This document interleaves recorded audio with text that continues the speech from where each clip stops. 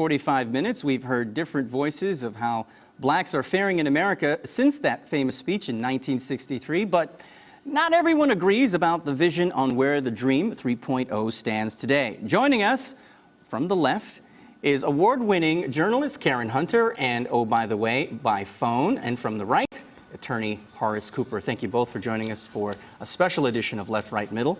I want to start right away with talking about economic equality in America, different versions of that. In 1963, 357,000 college people had college degrees. Today, that's 5.1 million. 0 Fortune 500 executives then. 4 now. There were as many as 5. 6% of black income was above $75,000 a year. Today, that number has jumped to 28%. And poverty has fallen from 48% in 1963 to 28% now. Progress to be made or not? Yeah, of course, that's progress. But you didn't compare it to what is happening in the white community. You know, progress is only progress when you can compare it to something. And while we have way more black CEOs, way more black millionaires and billionaires, which we didn't really have at all in the 60s, I think there's a lack of consciousness. And as far as the business base, in the 60s, we had black hotels, we had black restaurants that were thriving, we had black communities that were thriving. Today, there is no black business base in the black community, and our dollar only circulates one time and it's out, and it goes to the Asians and everyone else who's in our community making money off of us. So, you know, progress, yes, but. Horace, where do you think we are in 2013? Progress, yes, and is my answer. There is still plenty of opportunity. Gains have occurred, and those gains have actually been relative to white Americans. You can look at educational attainment. It is true that whites outstrip blacks when it comes to actual ongoing levels of educational attainment, but the gap is actually closing rather than widening. Up through about 2007, the income and savings ratio was closing rather than widening. The unemployment rate relative to whites was closing rather than rising. Only this last significant economic downturn have we seen an exacerbation and setback for black Americans, and that's an argument for acknowledging that the policies that are implemented by government can have a significant effect on what happens to all of America. Very little conversation is being had on that front. Well, let's talk about the effects of government. We've had 2 Supreme Court rulings in just the last few months, one that affects affirmative action and the other that affects voting rights, and some would see that as regression and having a direct impact on where we are today with regards to civil rights. Well, I would call balderdash on both points.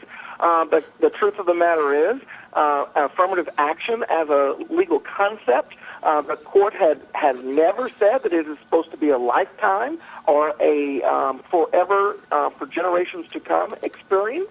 And in fact, Senator O'Connor, in an opinion that she wrote, said that she thought in her lifetime, perhaps, that we would see the end of the need for this. With all due respect, we could have at least gotten the 200 years that we were behind through slavery and Jim Crow.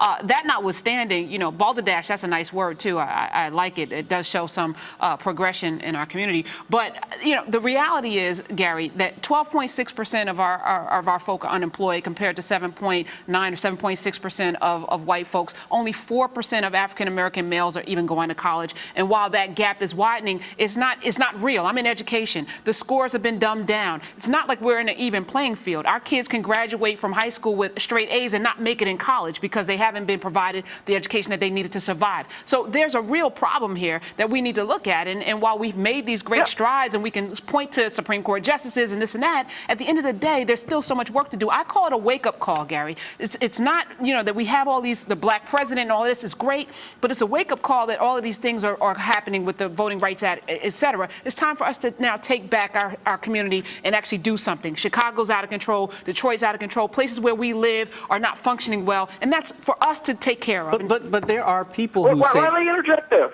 I listened, and there was nothing said that affirmative action laws would have affected or that the Voting Rights Act would have affected. Our educational systems in many inner cities, and particularly where there are high black concentrations, fail. They operate in a miserable way, but there is one fact that cannot be denied. They are owned and operated by black Americans. If there are any changes or desires for changes to be made, they have the power and they have the wherewithal. Only because of one desire are the changes that are possible not occurring, and that is simply let's throw more money at the situation. You can't get that from those inner city communities. You have to get that from the states larger, and yes, taxpayers balk at that.